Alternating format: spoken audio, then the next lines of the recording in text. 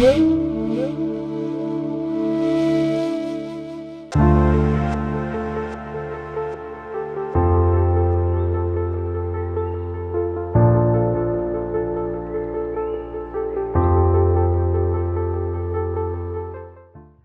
मनुष्य इन समस्त लक्षणों से पूर्णतया संपन्न होता है और इस तरह उसकी चेतना पूरी तरह शुद्ध हो लेती है, तो वह मेरे नाम या मेरे दिव्य गुण के श्रवण मात्र से तुरंत ही आकर्षित होने लगता है।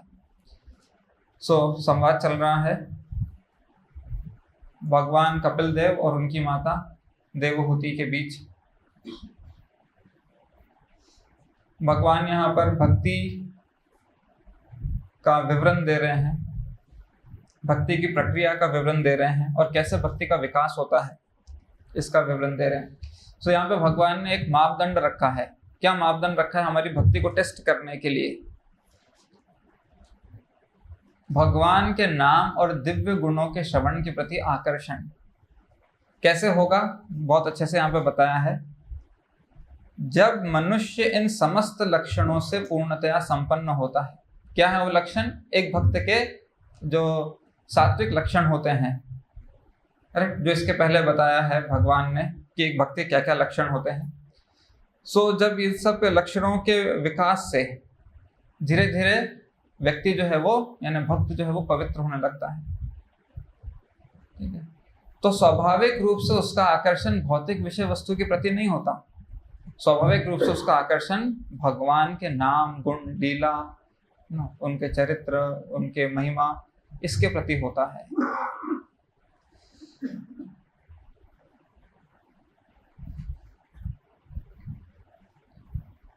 इसके पहले के श्लोकों में बताया है भक्त को चाहिए कि गुरु तथा आचार्यों को सर्वोच्च सम्मान प्रदान करते हुए भक्ति करे।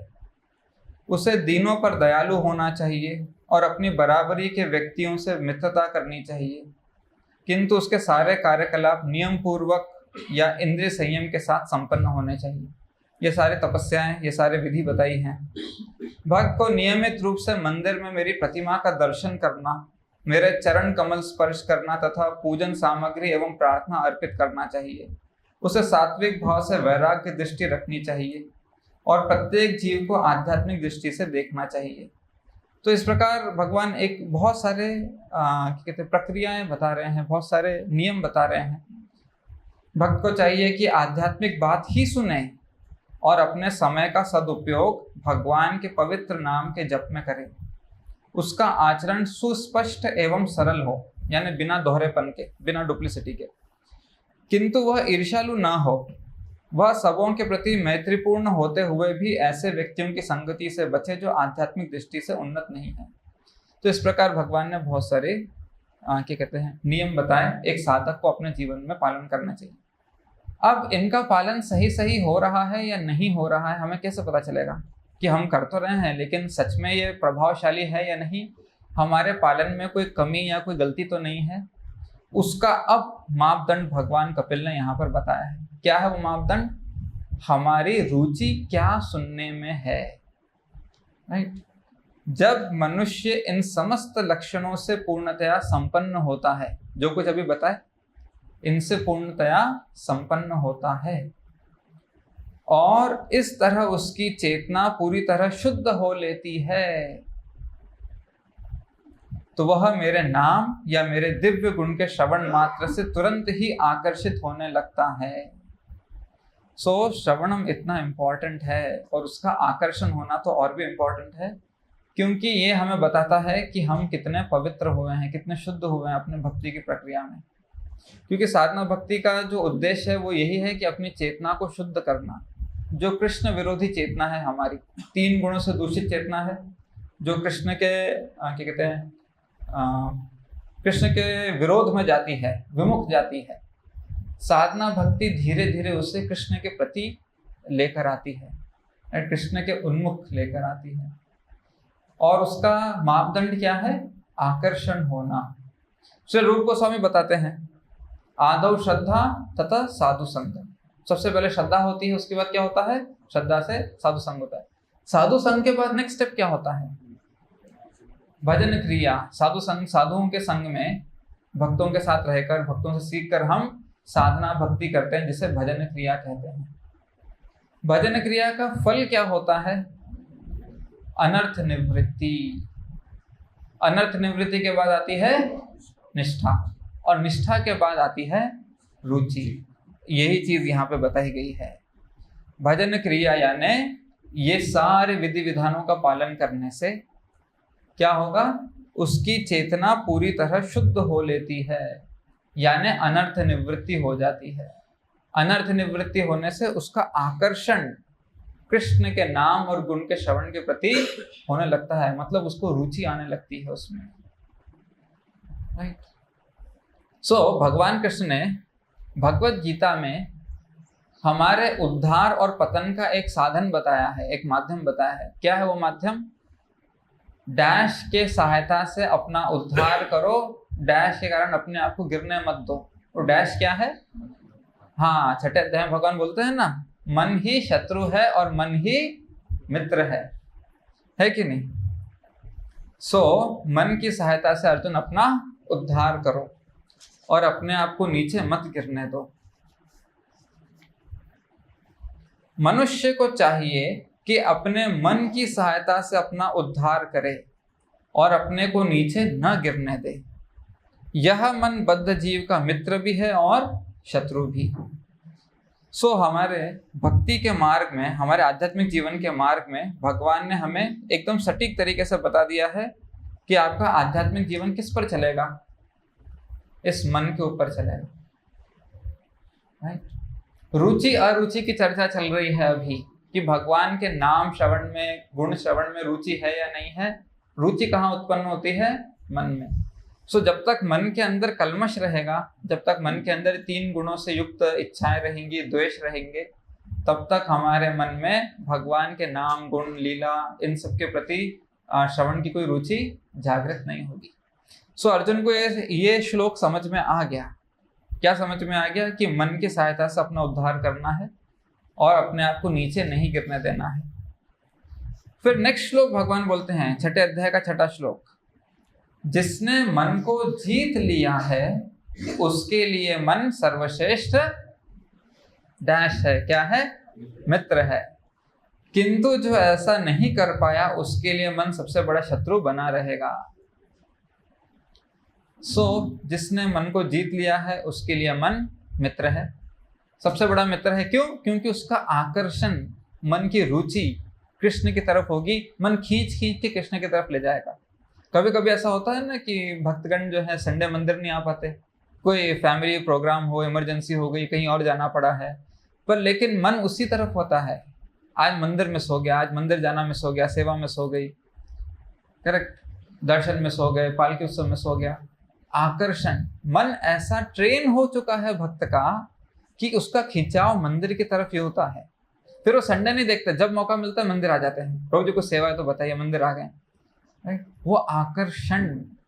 तो अब मन को ऐसी आदत पड़ गई है कि वो मंदिर की तरफ खींचा आता है, हरिनाम की तरफ, सत्संग की तरफ, सेवा की तरफ खींचा आता है।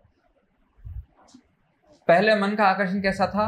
बाहर के संसार की तरफ जाता था। सो जिसने मन को जीत लिया है उसका मन अब मित्र बन गया है। अब मन खींच के ले जाएगा। मन नहीं लग रहा घर पे, मन नहीं लग रहा यहाँ वहाँ, सोशल फंक्शन में मन नहीं लग रहा है, सोसाइटी में कुछ प्रोग्राम में मन नहीं लग रहा है। इतने टाइम में तो मंदिर जाके आ गया होता तो कितना अच्छा होता। यहाँ पे टाइम पास चीजें चल रही हैं। पूरी ट्रेनिंग मन की है। राइट, हम अपने मन की बहुत सुनते हैं तो भगवान बोलते हैं मन को ट्रेन करना है। जिसने प्रशिक्षण दे दिया है मन को, उसने मन को जीत लिया, और जिसने मन को जीत लिया है वो अब उसका मित्र बन गया है। अब वो कृष्ण की तरफ भी खींच के ले जाएगा। प्रभुपाद बताते हैं, श्री प्रभुपाद बताते हैं, मन को ऐसा प्रशिक्षण देना चाहिए। नेक्टर ऑफ इंस्ट्रक्शन के तात्पर्य में बताते हैं प्रभुपाद, मन को ऐसा प्रशिक्षण देना चाहिए कि वो कृष्ण के अलावा और कुछ सोच ही ना सके। हम क्या बोलते हैं? मन को ऐसा ट्रेनिंग दो कि कृष्ण के बारे में सोचे। राइट, लेकिन प्रभुपाद उसको और अलग तरीके से बताते हैं, कृष्ण के अलावा और कुछ सोच ही ना पाए। राइट, सो मैं कुछ और सोचना चाहता हूं तो भी और कुछ सोच नहीं पा रहा हूं। कृष्ण के ही ख्याल आ रहे हैं, कृष्ण के उपदेश, कृष्ण का दर्शन, कृष्ण के वचन, मंदिर, यही सारे ख्याल आ रहे हैं। जैसे हम देखते हैं जब उद्धव जी वो गए थे, वृंदावन गए थे, तो उन्होंने देखा गोपियां मेडिटेशन कर रही हैं। क्यों मेडिटेशन कर रही हैं? वो कृष्ण को भूलना चाहती हैं। कृष्ण इतने ज्यादा उनके मन पर हावी हो चुके हैं गोपियों के कि वो अपने रूटीन एक्टिविटीज भी नहीं कर पा रही। करेक्ट, गोपियां अपने क्या कहते हैं डेली की एक्टिविटीज करना चाहती है, अपने दिनचर्या चलाना चाहती हैं, लेकिन उनके मन में कृष्ण ही कृष्ण आ रहे हैं, तो फोकस नहीं कर पा रही अपने कामों पे, ना कुकिंग पे, ना दिनचर्या के कार्यों पे, अपने रूटीन एक्टिविटीज पे, किसी भी फोकस नहीं कर पा रही है। तो सोचते एक बार कृष्ण को मैं मन से निकालूं तो फिर घर के काम में ध्यान दे पाऊं, क्योंकि मेरा ध्यान तो कृष्ण ही आकर्षित कर रहे हैं।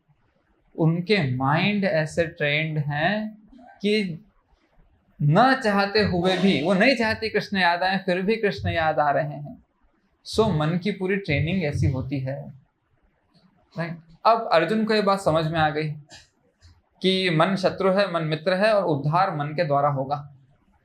लेकिन फिर अर्जुन ने एक प्रश्न रखा भगवान के सामने 6ठे अध्याय में। क्या प्रश्न रखा है?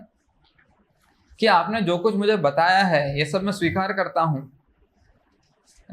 लेकिन कठिनाई एक अलग है। क्या कठिनाई है? अब अर्जुन बता रहे हैं कठिनाई। अर्जुन ने कहा है, मधुसूदन, आपने जिस योग पद्धति का संक्षेप में वर्णन किया है, माइंड को ट्रेन करने का जो आपने पद्धति का वर्णन किया है कि संसार से निकाल के कृष्ण में स्थापित करो,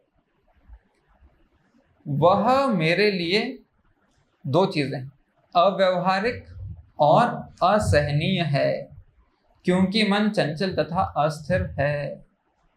तो अर्जुन को समझ तो आ गया कि हमारा उद्धार मन की सहायता से ही होगा। करेक्ट, दूसरा कोई माध्यम नहीं है, इस मन को ही ट्रेन करना है, क्योंकि अंतकाले च मामेव स्मरण मुक्त्वा कलेवरम, अंत समय में कृष्ण का स्मरण करना है। और स्मरण कैसे होता है? मन से होता है। ठीक है, सो ये क्लियर है अर्जुन को। लेकिन संकट क्या है, कठिनाई क्या बताई है? 4 चीजें बताई हैं। मन चंचल है, उच्छृंखल है, हठीला है तथा बलवान है, अतः मुझे इसे वश में करना वायु को वश में करने से भी अधिक कठिन लगता है। ठीक है, सो अर्जुन ने अपना इस तरह से निवेदन रखा है भगवान के सामने। सो भगवान ने आंसर दिया। क्या आंसर दिया इसका? क्योंकि पूरा प्रोग्राम तो मन के ऊपर है। तो भगवान बोलते हैं, हाँ अर्जुन तुम्हारी बात सही है। भगवान मना नहीं कर रहे, क्योंकि मन 8 भौतिक शक्तियों में से एक शक्ति है। अपरा प्रकृति होती है ना, सो उसमें से भिन्ना प्रकृति रचिता, उसमें से एक मन है। मन भगवान ने बनाया है। सो भगवान को पता उन्होंने कितना जटिल तत्व बनाया है कि नहीं, और वो सबके अंदर फिट कर दिया है, लो अभी एंजॉय करो। सो ऐसा हम सबको संकट में डाला है, लेकिन अब भगवान ने उसका एक निवारण भी दिया है। अब ये बड़ा इंटरेस्टिंग है, यहाँ से इसके आगे का प्रसंग। भगवान श्री कृष्ण ने कहा, हे महाबाहु कुंती पुत्र, निस्संदेह चंचल मन को वश में करना अत्यंत कठिन है। ठीक है, निस्संदेह बोल रहे हैं भगवान, मतलब अर्जुन की बात को पूरी तरह से वो आगे पुष्टि कर रहे हैं, समर्थन दे रहे हैं कि हाँ, किंतु उपयुक्त अभ्यास द्वारा तथा विरक्ति द्वारा ऐसा संभव है। उपयुक्त यानी अनुकूल अभ्यास और विरक्ति द्वारा ऐसा संभव है। अब श्रील प्रभुपाद बताते हैं वो अभ्यास और विरक्ति क्या है।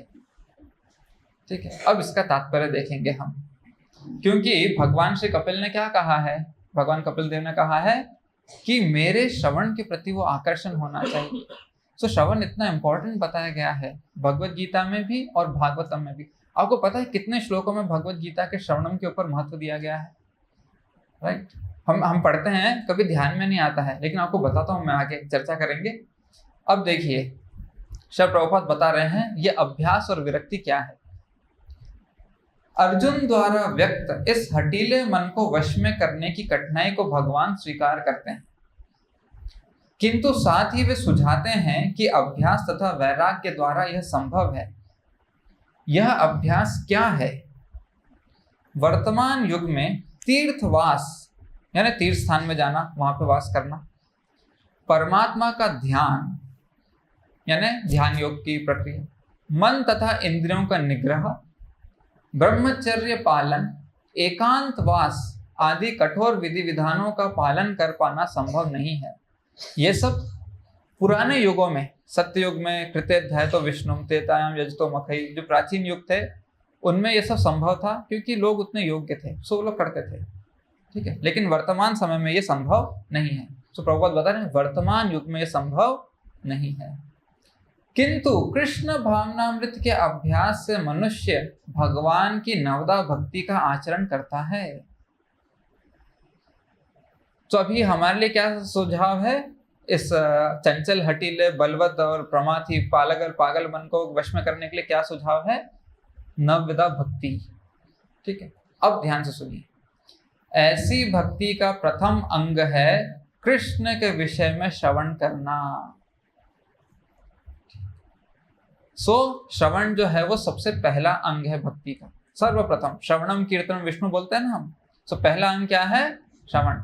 श्रवण हमारा सटीक होना चाहिए। भजन क्रिया यहीं से शुरू होती है। साधु संग करने से सबसे पहली चीज हम जो करते हैं वो है श्रवणम। भजन क्रिया का पहला अंग है श्रवणम। ये अच्छा होगा तो आपकी अनर्थ निवृत्ति तुरंत हो जाएगी। अभी हमने भागवतम शुरू करने के पहले एक श्लोक, 2 श्लोक बोलते हैं ना हम, करेक्ट? क्या क्या है वो श्लोक? नारायणम नमस्कृत्या, यानी भगवान नारायण को नमस्कार करते हैं। नरम चैव नरोत्तमम, नर नारायण ऋषि, देवी सरस्वती को, सरस्वती माता को करते हैं, और व्यासदेव को। ठीक है, इसके बाद दूसरा श्लोक क्या बोलते हैं हम? नष्ट प्रायेषु अभद्रेषु नित्यम भागवत सेवया। नित्यम भागवत सेवया यानी नियमित भागवत श्रवण करने से अभद्र जो हैं वो सारे के सारे मिट जाते हैं। कितना इंपॉर्टेंट है ये पहला अंग ही, सिर्फ श्रवणम, नित्यम भागवत सेवा। भागवत की सेवा कैसे होती है? सबसे पहले तो भागवत अरुणोदय प्रोग्राम करते हैं घर पे, करेक्ट? इसके बाद असली सेवा शुरू होती है। वो क्या है? नित्यम इसका पाठ करना, नित्यम क्लास अटेंड करके भागवत सुनना। नष्ट प्रायेषु अभद्रेषु, जितने भी अभद्र हैं हमारे दिल में, काम क्रोध, ये सारे जितने भी अभद्र हैं, तदा रजस तमो भावा काम लोभ दयश्चये, ये सारी चीजें मिट जाती हैं। ठीक है, नष्ट प्रायेषु भद्रेषु नित्यम भागवत सेवया भगवती उत्तम श्लोके भक्तिर्भवति नैष्ठिकी। भक्तिर्भवति नैष्ठिकी मतलब निष्ठा से भक्ति स्थापित होती है। जैसे अभद्र मिट जाएंगे यानी अनर्थ निवृत्ति होगी, तो नेक्स्ट स्टेप क्या होगा? निष्ठा आएगी। कैसे आएगी? सिर्फ भागवत श्रवण से ही इतना हो जाता है। इसलिए जो प्रथम अंग है, अगर इसे हम ध्यान से करेंगे तो हमारे अभद्र मिटने लगेंगे। अब आगे देखिए, मन को सबसे पहले क्या बताया? प्रथम अंग इतना पावरफुल है कि हमारे सारे अभद्र मिटा सकता है। ठीक है, भक्ति की शुरुआत ही श्रवणम से होती है। अब आगे श्रील प्रभुपाद बताते हैं वो अभ्यास क्या है। अभ्यास है न तो कौन था? या वैराग्येन च गृह्यते। मन को समस्त प्रकार की दुश्चिंताओं से शुद्ध करने के लिए यह परम शक्तिशाली एवं दिव्य विधि है। दुश्चिंता, इस संसार में सब लोग जो हैं हमेशा एंजाइटी में रहते हैं, चिंता में रहते हैं संसार को लेके। स्ट्रगल फॉर एग्जिस्टेंस बोलते हैं ना श्रील प्रभुपाद, जीवन यापन के लिए संघर्ष चलता रहता है। किसी न किसी चीज को लेके हम हमेशा सदा उद्विग्न धियाम असद ग्रहात। ये संसार असद ग्रह है, करेक्ट? सत ग्रह क्या है? हमारा गोलोक, वो हमारा सत निवास है जहां से कभी वापस नहीं आएंगे हम। ये संसार असत है, यहाँ पे सब कुछ असत है। हमारा हर जन्म असत है। इस संसार के रिश्तेदारियां, संबंध असत हैं। हम जितने भी ज्ञान अर्जन करते हैं, डिग्रियां हासिल करते हैं, धन संपत्ति अर्जित करते हैं, रिश्तेदार बनाते हैं, प्रॉपर्टी बनाते हैं, सब कुछ असत है। लेकिन अब इसको दुश्चिंता क्यों कहा है? क्योंकि हम जो चीज टेम्पररी है, छूट के जाने वाली है, उसके पीछे भी हम चिंता किए जा रहे हैं। आप चिंता करेंगे तो भी छूट के जाएगी, नहीं करेंगे तो भी छूट के जाएगी। लेकिन माया ऐसी है कि हमारे मन को कृष्ण का चिंतन करने से हटा के, चिंतन करना है कृष्ण का, वो हटा के, सत चिंतन हटा के ये असत की चिंता में लगाती है। राइट? सो इसको बोला गया है दुश्चिंता, जो उस लायक नहीं है चिंता करने के। भक्त को क्या चिंता होती है? कि मैं माया में ना पड़ूं। भक्त को चिंता होती है कि मैं कृष्ण को ना भूलूं, मेरे से कोई वैष्णव अपराध, सेवा अपराध, नाम अपराध ना हो। ये भक्त की चिंता होती है। उसकी चिंता ये नहीं होती कि घर परिवार कैसे बचाऊं, मेरी प्रॉपर्टी कैसे बचाऊं, बिजनेस में लॉस हो रहा है कैसे बचाऊं, मेरे रील्स में लाइक कम हो गए, शेयर कम हो गए, कैसे बचाऊं। उसकी चिंता नहीं होती है। उसकी चिंता क्या होती है? कि मेरी भक्ति जैसा प्रभुपाद ने बताया वैसी भक्ति चले, करेक्ट? निरपराध भक्ति चले। निर्दोष भक्ति चले। सो इसलिए इसको कहा गया है दुश्चिंता। जो चीज चिंता के लायक नहीं है उसकी चिंता करना। अब मन को समस्त प्रकार की दुश्चिंताओं से शुद्ध करने के लिए यह परम शक्तिशाली एवं दिव्य विधि है। अब देखिए प्रभुपाद श्रवणम के बारे में 3 चीजें बताएं। क्या परम शक्तिशाली है, ये बता दिया। परम शक्तिशाली ये साधारण शब्द नहीं है। परम शक्तिशाली मतलब इससे शक्तिशाली और कुछ है नहीं। अगर सिर्फ श्रवणम करने से मेरी दुश्चिंताएं मिट जाएंगी, पर मैं तो रोज लेक्चर चलाता हूं 4 बजे का, है कि नहीं? 4 बजे आता है ना लेक्चर। मैं तो रोज आधा घंटा, 20 मिनट, 25 मिनट, 1 घंटा भगवद गीता भागवतम भी पढ़ता हूँ। फिर दुश्चिंताएं क्यों नहीं मिट रही हैं? नष्ट प्रायशो भद्रेशो क्यों नहीं हो रहा है? हमारा रीडिंग अटेंटिव नहीं है। लेक्चर चल रहा है लेकिन ध्यान रोटी बेलने में है, कपड़े प्रेस करने में है, झाड़ू लगाने में है। अरे पिंकी टंकी का पानी वो भर गया, जाके मोटर बंद कर दे। तो आप बताइए, होता है ना कभी कभी गलती से किसी का माइक चालू हो जाता है क्लास में, आपको सुनने को मिलता है, मम्मी अचार की बोतल कहाँ रखी है? अरे माता जी आपका माइक बंद कर दीजिए क्लास में। आपके घर के भेद खुल रहे हैं। बच्चे की दुश्चिंता है, अचार की बोतल नहीं मिल रही है, खाने का टाइम हो गया।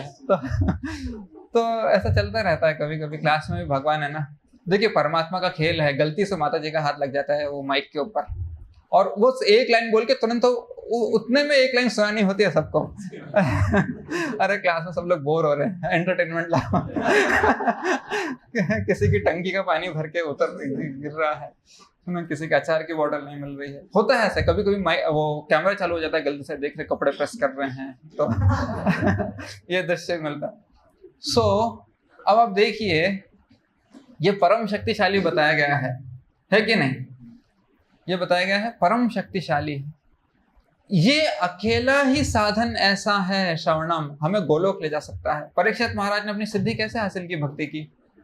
श्रवणम से। उनका उदाहरण दिया जाता है नवविधा भक्ति में श्रवणम के लिए, सुखदेव गोस्वामी का कीर्तनम के लिए। सो केवल श्रवणम से परीक्षित महाराज ने, उनके उसके बाद वो श्रवणम होने के बाद 7 दिन के बाद परीक्षित महाराज को कीर्तन करने का अवसर ही नहीं मिला कि किसी को जाके वो भी भागवत सुनाए, सीधा गोलोक चले गए वहां से, है कि नहीं? सो सिर्फ श्रवणम इतना पावरफुल है। सो प्रभुपाद बता रहे हैं परम शक्तिशाली और दिव्य विधि है। अभी दिव्य विधि शब्द बहुत इंपॉर्टेंट है। हम हर बार, हम कभी भी भक्ति के विषय में, चैंटिंग के विषय में, या क्या कहते हैं ऐसे सेवा के विषय में चर्चा करते हैं ना किसी से, हरे कृष्णा मंत्र जप कीजिए, ये दिव्य नाम है, बोलते हैं ना ऐसा। करेक्ट, सेवा करो भगवान की दिव्य सेवा में। प्रभुपाद ने कैसे डिफाइन किया भक्ति को? प्रेम में दिव्य सेवा, transcendental loving service to Krishna is called bhakti. So भक्ति की परिभाषा ये है, दिव्य प्रेम में सेवा भगवान की। सो हम कुछ भी करते हैं, प्रसाद लो, ये दिव्य आहार है। करेक्ट, ये साधारण भोजन नहीं है, ये दिव्य आहार है, इसको प्रसाद बोलते हैं, भगवान की दिव्य कृपा है। ये दिव्य शब्द क्या होता है? दिव्य शब्द मतलब भगवान की दिव्य कृपा है। इसको ग्रहण करते ही, चाहे आप हरिनाम ग्रहण कीजिए, उच्चारण कीजिए, सेवा कीजिए, प्रसाद लीजिए, दर्शन कीजिए, तुरंत 3 गुणों का जो दुष्प्रभाव है, जो कल्मश है, वो साफ हो जाता है। हमारा सीधा सीधा परम, भगवान कृष्ण को क्या कहा गया है? आप परम पवित्र हैं, आप दिव्य हैं, परम धाम है। परम ब्रह्म परम धामम पवित्रम परमम भवान पुरुषम शाश्वतम दिव्यम आदि देवम अजम विभु। उन दिव्य भगवान से जुड़ने का ये साधन है हम सब संसारी तुच्छ मनुष्यों के लिए। सो दिव्य शब्द साधारण नहीं है। जैसे ही हम एक लाइन, प्रभुपाद क्या बोलते हैं, एक लाइन भी अगर कोई मेरे भगवत गीता का, मेरे बुक का पढ़ेगा, आप जाओ बुक वितरित करो, करेक्ट, कोई 1 पेज पढ़ेगा, 1 पेज क्या 1 लाइन भी पढ़ेगा, उसका जीवन बदल जाएगा। करेक्ट। सो 1 लाइन में पावर है। एक्चुअली मैं अपने जीवन का अनुभव बता सकता हूँ। मैं जब मंदिर ज्वाइन कर रहा था, मेरे को ज्वाइन करने में समय लग रहा था, मन कि अब करूं कब करूं, थोड़ा रुक के करूं, ऐसा।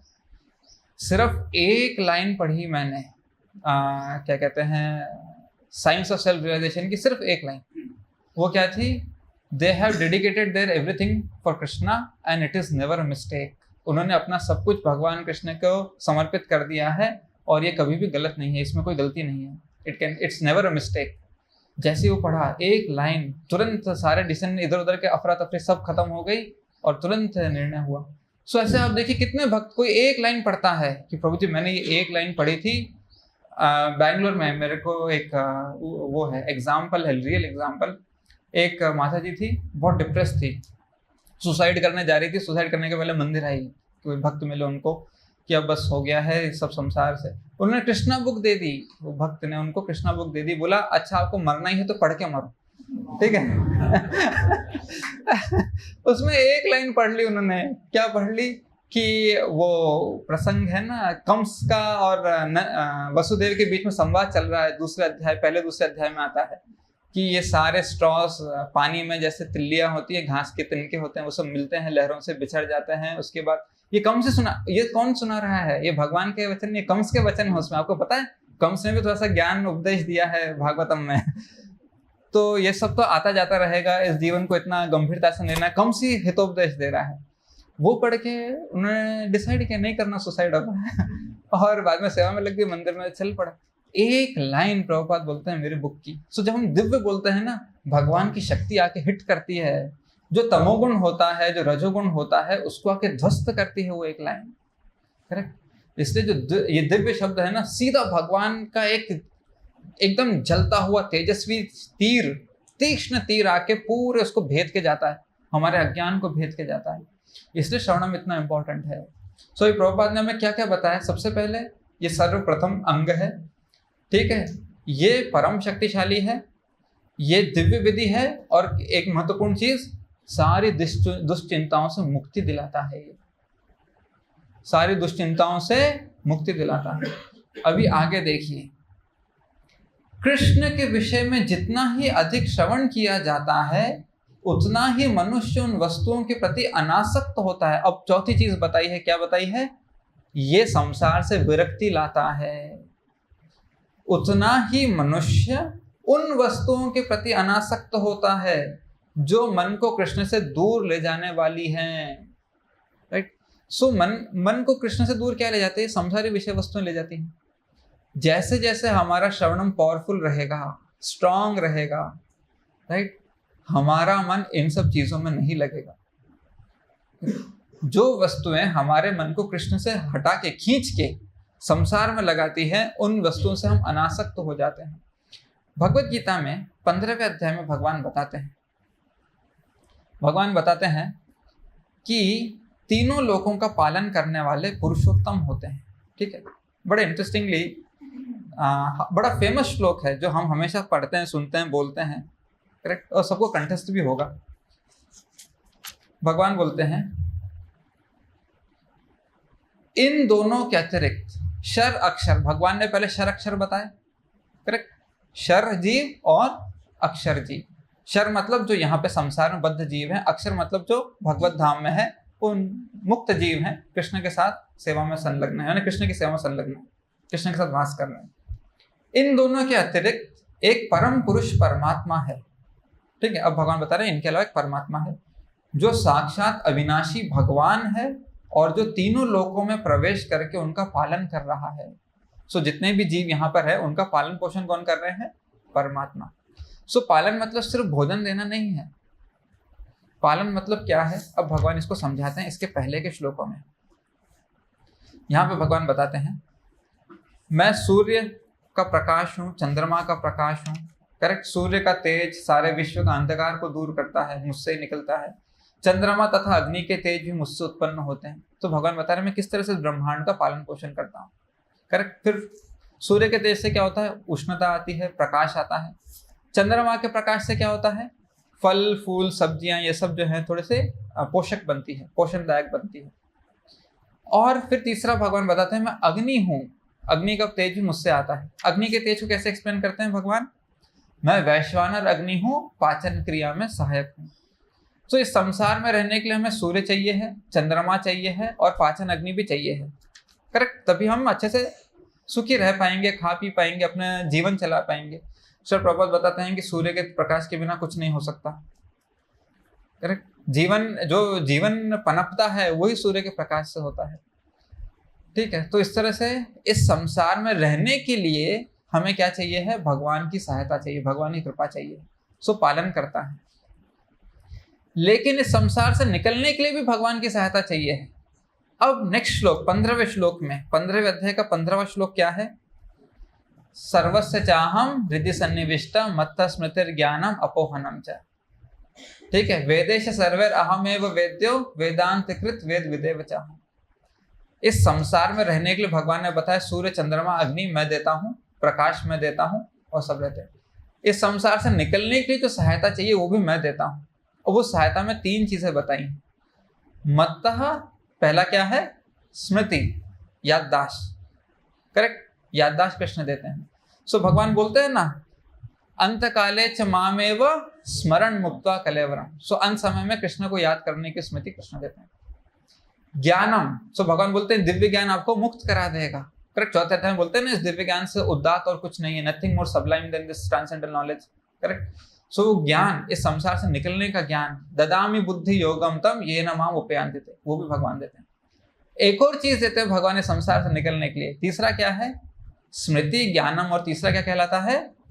हाँ, अपोहनम मतलब विस्मृति, भुलावा। हमें भूलना होता है संसार में। राइट, ये जितनी भी संसारी चीजें हमें याद हैं, जो हमारी स्मृति पे छपी हुई है, इन्हें धीरे धीरे विरक्ति से भूलना होता है। वो विरक्ति भगवान देते हैं। वो विरक्ति कैसे आती है? जब हम परम शक्तिशाली और दिव्य श्रवणम करते हैं। अब देखिए प्रभुपाद क्या बता रहे हैं। कृष्ण के विषय में जितना अधिक श्रवण किया जाता है, उतना ही मनुष्य उन वस्तुओं के प्रति अनासक्त होता है जो मन को कृष्ण से दूर ले जाने वाली हैं। सो जो विरक्ति है ना, जिससे जैसे जैसे विरक्ति होगी, जैसे आपको एग्जाम्पल देता हूँ विरक्ति का। हमारे कोई प्रियजन का निधन हो जाता है, कोई बहुत क्लोज है, बेटा, पिता, पति, पत्नी, इनका निधन हो जाता है। तो जैसे ही निधन हो जाता है किसी का, हम बहुत रोते हैं। ठीक है, स्वाभाविक रूप है, स्वाभाविक है ये रोना। पहले दिन, दूसरे दिन, तीसरे दिन रोते हैं। धीरे धीरे आप देखिए सारे रिश्तेदार रोएंगे। पहले दिन आएंगे तो दूसरे दिन, तीसरे दिन, चौथे दिन, पांचवें दिन, धीरे धीरे सब अपने अपने काम में लग जाते हैं। करेक्ट, जितना पहले दिन कष्ट था, दूसरे दिन, तीसरे दिन, चौथे दिन या 7वें दिन, 10वें दिन, अब देखिए कभी कभी वो 10वां होता है, खाने पे बुलाते हैं, 13वीं होती है, तो वो लोग सब आएंगे खाने पे, लेकिन मोबाइल में दिखाएंगे देखो नया रील आया है। आप किस प्रसंग में आए हो? अभी भी उनकी आत्मा अगर मंडरा रही होगी ऊपर, कितना दुख हो रहा होगा उनको, मेरे खाने पे आए और रील दिखा रहे एक दूसरे को और हंस रहे हैं। ये शेयर करो ना, कितना मस्त है, मैं फॉरवर्ड करूंगा ग्रुप में। आप समझ रहे हैं? धीरे धीरे भगवान भुला देते हैं वो कष्ट। धीरे धीरे भगवान वो कष्ट भुला देते हैं ताकि हम वापस से मन को कृष्ण में लगा सके। लेकिन मन फिर भी कहाँ लग रहा है? रील में ही लग रहा है। वो दुखद बात है, लेकिन जो भी है सच्चाई यही है। ये जो भुलावा है ना, अगर आप सोचिए पहले दिन जो पीड़ा थी, जो कष्ट था, अगर वो आजीवन रहे तो कोई आदमी अपना आगे का जीवन चला पाएगा? सो वो भुलावा जो है वो कृष्ण की कृपा है। राइट, इस संसार से मुक्त होने के लिए इस तरह भगवान हमें हर चीज से भुलावा देने के लिए, हर चीज से क्या कहते हैं, विरक्त करने के लिए तैयार हैं। परमात्मा इसलिए बैठे हैं, लेकिन उनका वो जो बाण है ना, वो परम शक्तिशाली दिव्य बाण, प्रज्वलित दीप्यमान बाण जो भेदता है इसको, वो क्या है? वो है श्रवणम। राइट, सो श्रवणम इतना इंपॉर्टेंट है। अब आगे देखिए, प्रभुपाद ने पूरी महिमा बता दी है इस एक तात्पर्य में कि श्रवणम कितना इंपॉर्टेंट है, और वो उसी पे चर्चा कर रहे हैं भगवान कपिल देव। इसमें रुचि आ रही है या नहीं आ रही है, अब देखो। राइट, सो एटलीस्ट इतनी महिमा सुन के रुचि लानी चाहिए कि मेरी रुचि आनी चाहिए श्रवणम में। कभी कभी हम देखते हैं कि कुछ भक्तगण होते हैं ऐसे चलते फिरते भी लेक्चर सुनते रहेंगे रेगुलर। राइट, वो नहीं चाहते, भक्त नहीं चाहते कि कोई संसारी ध्वनि कान में पड़े। राइट, चलो आप कुछ काम करते करते भी अगर लेक्चर सुन रहे हैं, उस लेक्चर में से आधे घंटे का लेक्चर है, 5 लाइन 10 लाइन तो कम से कम कुछ कान में पड़ेगी, ध्यान तो जाएगा उसकी तरफ। हाँ, ये बड़ा इंपॉर्टेंट पॉइंट बताया है। सो संसारी विषय भी चल सकता है। अगर आप कुछ नहीं सुनेंगे, आपका मन अंदर जो विषय वस्तु है ना संसार की, वो सुनाता रहेगा बार बार। उसने मुझे ऐसा बोल दिया, हाँ अब मेरा क्या होगा? मेरे को जाके बदला लेना है। उससे अच्छा लेक्चर सुनते रहिए। करेक्ट, कुछ दिव्य शब्द पढ़ेंगे, कुछ प्रामाणिक ऑथराइज शास्त्रिक शब्द पढ़ेंगे कान में, अन्यथा तो अपश्रुति चलती रहेगी मन में। सो अभी आगे बताते हैं। मनुष्य सुगमता पूर्वक, अब 5वां पॉइंट क्या आया है? सुगमता। सुगम मतलब बहुत आसान रास्ता, उसको बोलते सुगम, आसान तरीके से चलना। मनुष्य सुगमता पूर्वक वैराग्य सीख सकता है। राइट, ये श्रवणम अपने आप में इतना बड़ा पैकेज है। अब आप देखिए, सिर्फ हमने आधा तात्पर्य पढ़ा है, उसमें इतनी महिमा आ गई है। श्रवणम अपने आप में इतना बड़ा पैकेज है। ये श्रवणम सही सही हो गया, वैराग्य आ जाएगा, कृष्ण से आकर्षण आ जाएगा, दिव्यता आ जाएगी, परम शक्तिशाली ये आ जाएगा। इससे जैसे ही श्रवणम सही होगा, परम शक्तिशाली हमको भगवान की कृपा मिल गई, संसारी विषय वस्तु हमें परेशान नहीं कर सकती, दुष्चिंताओं से मुक्त हो जाएंगे हम। जैसे वैक्सीन लगाता है ना, एक बार वैक्सीन लग गई तो कितने भी बैक्टीरिया वायरस आएंगे। आपको पता है, पहले पुराने ज़माने में मेरे ज्वाइन करने के पहले कॉलेज टाइम में एक ऐड आती थी, एडवर्टाइजमेंट आती थी, डाबर का क्या है, सोना चांदी च्यवनप्राश आता था उसमें। हाँ, उसमें एडवर्टाइजमेंट दिखाते थे कि बच्चा स्कूल में बैठा है क्लासरूम में, वो घर से च्यवनप्राश का एक चम्मच खा के गया है क्लासरूम में ठीक है, उसके बाजू वाले बच्चे ने छींक दिया और बहुत सारे बैक्टीरिया फैल गए, लेकिन इसके आसपास एक कवच बन गया है और उसमें लिखा सोना चांदी च्यवनप्राश तो बैक्टीरिया आके टकरा के जा रहे हैं, लेकिन उसको कुछ नहीं हो रहा, वो आराम से पढ़ाई कर रहा है। वो ये तो ऐसे दिखाने के लिए एक है, उन्होंने एक वो बना दिया है, एलेगोरिकल वो दिखा दिया है कि कवच है। एग्जैक्टली ये कवच श्रवणम करता है, एग्जैक्टली ये कवच श्रवणम करता है। जिसका श्रवणम स्ट्रांग है ना, क्या आता है फिर? निष्ठा। निष्ठा आ गई ना, तो संसारी विषय वस्तुओं में डिस्टर्ब नहीं कर सकती। हमारा कृष्ण के ऊपर से जो भरोसा है, कृष्ण के ऊपर जो भरोसा है, वो कभी भी डगमगाएगा नहीं। दुश्चिंता क्यों आती है? हम कृष्ण पर से भरोसा हटाकर खुद पर भरोसा करने लगते हैं कि मुझे करना है, अब मैं कैसे करूं, मेरे पास तो सीमित शक्ति है, सीमित ज्ञान है, सीमित धन संपत्ति है, सीमित क्या कहते हैं साधन है। लेकिन भगवान की परिभाषा ही है जिनके पास असीम धन है, असीम शक्ति है, असीम बुद्धि है, करेक्ट, असीम सौंदर्य, वैराग्य, ज्ञान, ये सारी चीजें असीम है, isn't it? So जब हमारा भरोसा उन असीम ऐश्वर्य युक्त भगवान पर होगा तो हम फिर दुश्चिंता में नहीं पड़ेंगे। अब देखिए, गीता में ये जो मोह पड़ जाता है ना, हमें जो मोह पड़ जाता है इन सब चीजों को लेके, इसका भी निराकरण बता है। मैं आपको जस्ट 2-3 श्लोक बताता हूँ, श्रवणम कितना इंपॉर्टेंट है गीता के अनुसार, जो हम कभी कभी मिस करते हैं हमारी स्टडी में। भगवान बोलते हैं तुम एक प्रामाणिक गुरु के पास जाओ। फेमस श्लोक है, सबको पता है, तद्विद्धि प्रणिपाते। तुम गुरु के पास जाकर सत्य को जानने का प्रयास करो। कैसे जानेंगे? श्रवणम से सत्य जानेंगे ना। उनसे विनीत होकर जिज्ञासा करो और उनकी सेवा करो। स्वरूप सिद्ध व्यक्ति तुम्हें ज्ञान प्रदान कर सकते हैं, क्योंकि उन्होंने सत्य का दर्शन किया है। यानी गुरु के पास जाके ज्ञान का श्रवणम करना है। इसका फल क्या है? नेक्स्ट श्लोक में बताया है। स्वरूप सिद्ध व्यक्ति से वास्तविक ज्ञान प्राप्त कर चुकने पर तुम पुनः कभी ऐसे मोह को प्राप्त नहीं होगे। यद ज्ञात्वा न पुनर्मोहम। सो श्रवणम जो है हमें पुनः मोह में पड़ने से, दुश्चिंता में पड़ने से बचाता है। यद ज्ञात्वा न पुनर्मोहम। इसलिए कभी भी डिवोटीज मिलते हैं ना, तो क्या पूछते हैं? चैंटिंग कैसे चल रही है? अच्छी चल रही है। साधना, मॉर्निंग साधना कैसे चल रही है? नेक्स्ट तीसरा क्वेश्चन क्या होगा? रीडिंग कैसी चल रही है? क्यों? क्योंकि जैसे जैसे रेगुलरली आप प्रभुपाद के शब्दों से कनेक्टेड रहेंगे, न पुनर्मोहम, दुश्चिंता से मुक्त रहेंगे।